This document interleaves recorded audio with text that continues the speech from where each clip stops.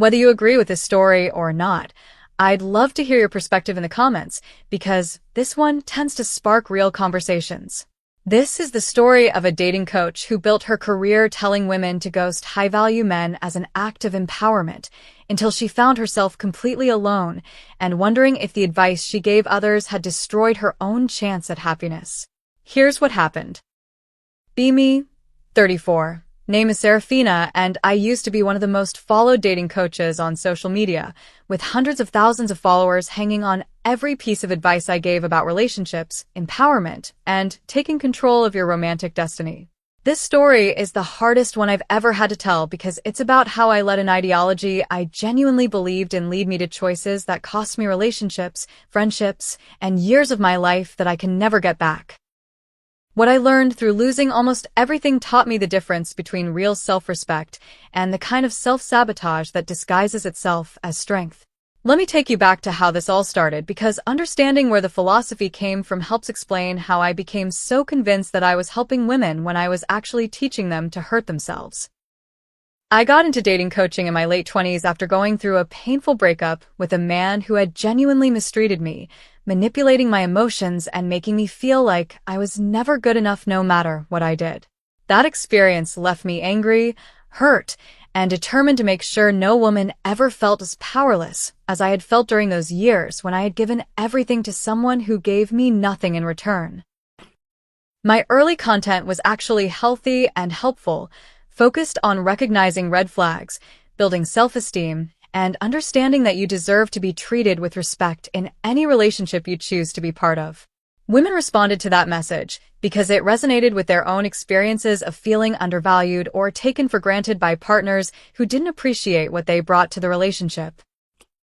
I was genuinely helping people during those early years, and the growth of my platform felt like validation that I was doing something meaningful with the pain I had experienced. The shift happened gradually, so gradually that I didn't even notice it was happening until I was deep into territory that I would eventually come to regret more than almost anything in my life. As my platform grew and competition increased, I found that the content that performed best wasn't the balanced, healthy advice about mutual respect and communication. It was the more extreme content about power dynamics and taking control. The posts that went viral were the ones where I talked about men as adversaries to be managed rather than partners to be valued, where I framed relationships as power struggles that women needed to win. I started developing what I called strategic abandonment, a philosophy that encouraged women to ghost high-value men as a way of reclaiming their power and demonstrating that they didn't need anyone to feel complete. The idea was that by walking away without explanation, you showed that you valued yourself more than the relationship, that no man was important enough to deserve closure or communication from you. I positioned this as liberation, as breaking free from the traditional expectation that women should be accommodating, communicative, and emotionally available even when it cost them their dignity. The content exploded because it tapped into something real, the frustration that many women felt about giving too much in relationships and receiving too little in return. But instead of teaching healthy boundaries and self-respect, I was teaching women to treat people as disposable, to see silence as strength, to believe that the ability to walk away without caring was the ultimate form of empowerment. I didn't realize it at the time, but I was taking the pain of my own bad experience and projecting it onto all relationships, teaching women to protect themselves from hurt by never being vulnerable enough to risk it.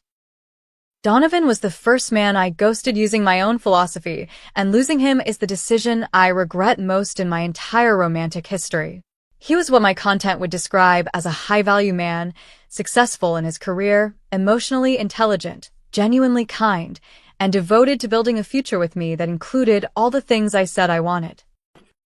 We had been together for 2 years when I started feeling the pressure to practice what I preached, to demonstrate to my followers and to myself that I could walk away from anyone no matter how good the relationship seemed. The truth is that our relationship was healthy and Donovan treated me with nothing but respect and genuine love, but my ideology had convinced me that his consistency was boring, his kindness was weakness, and his desire for commitment was an attempt to control me. I looked for reasons to leave because I had built a career on the idea that leaving was strength, and staying with someone who made me happy felt like a betrayal of everything I stood for professionally. So I ghosted him, blocked him on everything, disappeared from his life without a word of explanation after 2 years of what he probably thought was a loving, committed relationship. The dopamine hit of walking away was real, that immediate sense of power and control that comes from knowing you've completely destabilized someone who thought they knew where they stood with you. I posted about it without naming him, framing it as another act of liberation, another woman choosing herself over the expectation that she should stay and communicate and work things out. My followers celebrated what I had done, congratulating me for having the strength to walk away from someone who had done nothing wrong except make the mistake of being a man in my life. Sterling came next, a successful architect who I dated for about 8 months before implementing the same strategy, disappearing without explanation because that's what my philosophy demanded. Each time I ghosted someone, I told myself the story that I was demonstrating my independence, my self-sufficiency, my refusal to depend on anyone else for my happiness. But looking back, I was really demonstrating my inability to be vulnerable, my fear of genuine connection, and my willingness to hurt good people to maintain an image that wasn't even making me happy. The social evaporation effect started slowly enough that I didn't notice it at first, small changes in how people responded to me that gradually accumulated into something much more significant. Vivian, who had been my best friend for over a decade, started pulling back after watching me ghost Donovan and hearing how I talked about it publicly as a victory rather than a loss. She told me once, gently, that she was worried about the person I was becoming, that the woman she knew used to believe in love and connection even when it was hard.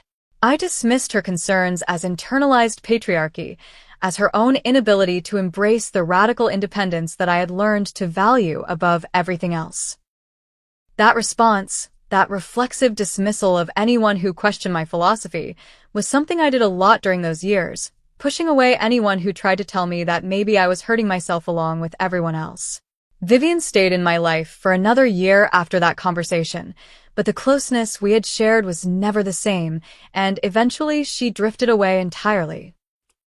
The irony of my situation became clear to me gradually over the following years as I watched my social circle shrink while my follower count continued to grow.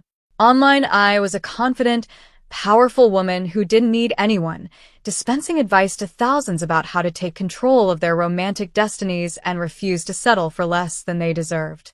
Offline, I was increasingly isolated, spending more and more nights alone in an apartment that felt emptier every time I came home to it.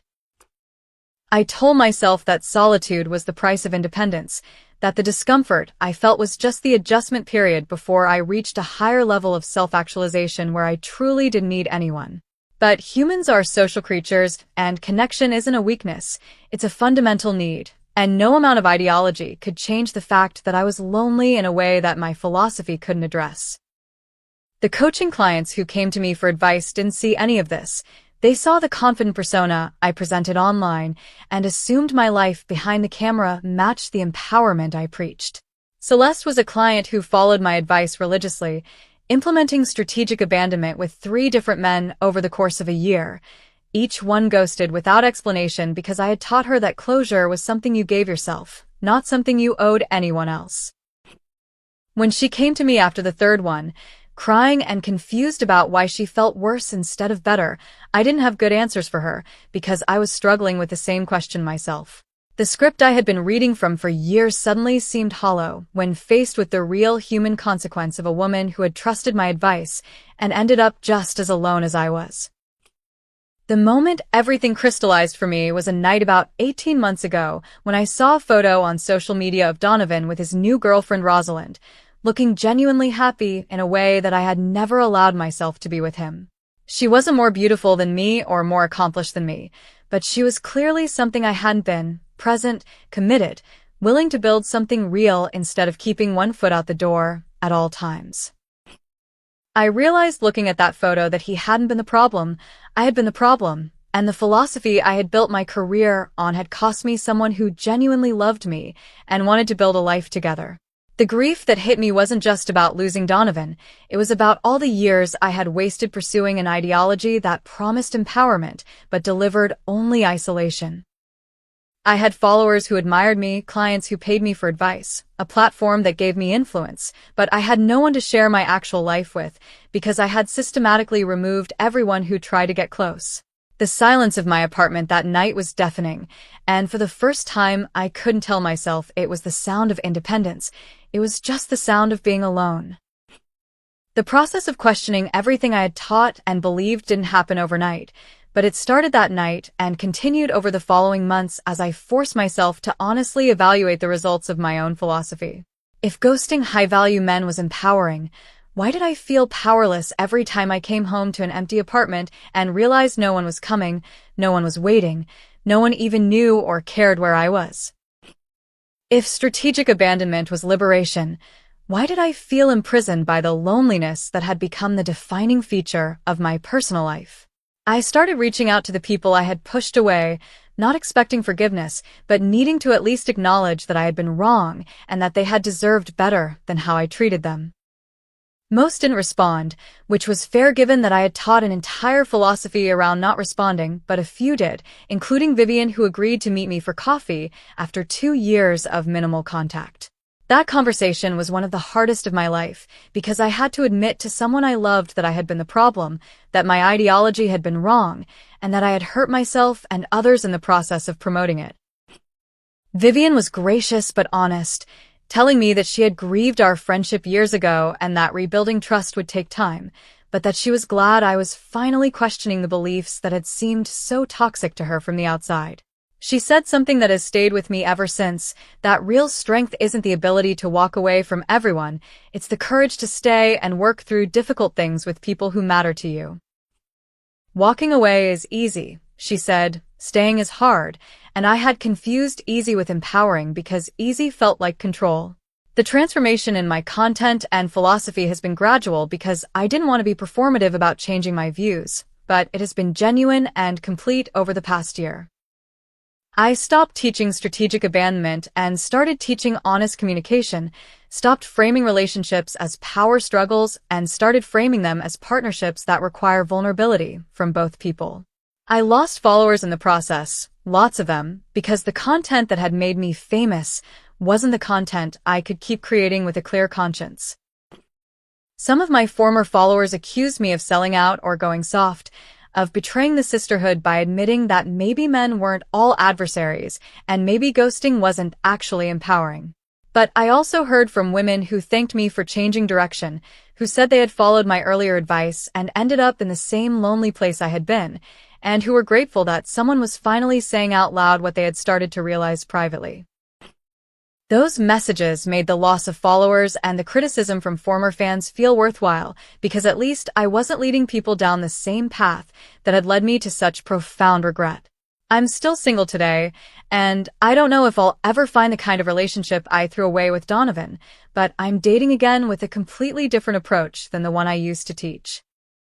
I show up honestly, communicate directly, and treat the men I date as potential partners rather than adversaries to be managed or threats to be preemptively abandoned. Sometimes it doesn't work out, and that's okay, but at least when it doesn't work out it's for real reasons, not because I sabotaged it by following a philosophy that was designed to prevent connection. The lesson I want to share from this experience is about the difference between self-respect and self-sabotage, because they can look similar from the outside, but they lead to completely different destinations. Self-respect means knowing your worth and refusing to accept treatment that doesn't honor that worth, but it also means being capable of genuine connection, vulnerability, and commitment when you find someone who deserves those things from you. Self-sabotage disguised as self-respect is what I was teaching, the idea that protecting yourself from potential hurt is more important than opening yourself to potential love. If you're someone who has been following advice about ghosting, strategic abandonment, or treating relationships as power struggles to be won, I want to ask you honestly whether that advice is making you happier or just making you more alone. There's nothing empowering about isolation that you didn't choose. Nothing liberating about watching potential partners walk away because you've made yourself impossible to get close to. Nothing victorious about being right if being right means being alone. The men I ghosted weren't threats. They were people who wanted to love me, and I treated them as obstacles to my empowerment when they could have been partners in building a life. For anyone watching this who has been on the other side of this dynamic, ghosted by someone who convinced themselves they were making a power move, I want you to know that it almost certainly wasn't about you. The person who ghosted you was probably struggling with their own fears, their own pain, their own inability to be vulnerable, and taking that out on you by disappearing rather than having an honest conversation. You deserved better than that, and their choice to leave without explanation says everything about their limitations and nothing about your worth. I can't undo the damage I caused to Donovan, Sterling, and the other men I ghosted, and I can't give back the years I spent isolated in an apartment pursuing an ideology that made me miserable. But I can be honest now about what I learned, and I can hope that my story helps someone else avoid the same mistakes I made before they cost them the same things they cost me. True strength isn't never needing anyone. It's being brave enough to need someone and trust them with your heart even though it might get broken. That's the lesson I wish I had learned before I threw away relationships that could have become the foundation of a happy life, before I pushed away friends who were trying to help me see what I couldn't see myself. Maybe it's not too late for me to build something real with someone, or maybe the consequences of my choices are permanent, but either way I'm grateful to have finally understood what I was doing wrong. Learning the truth late is better than never learning it at all. Thank you for listening to this story, and I genuinely want to know what you think about it, whether you've seen this dynamic play out in your own life or in the lives of people you know. Drop your thoughts in the comments, because I learned something from every conversation, and your perspective might help someone else who's watching and trying to figure out what path to take in their own relationships. Take care of yourselves, choose connection over isolation, and I'll see you in the next one.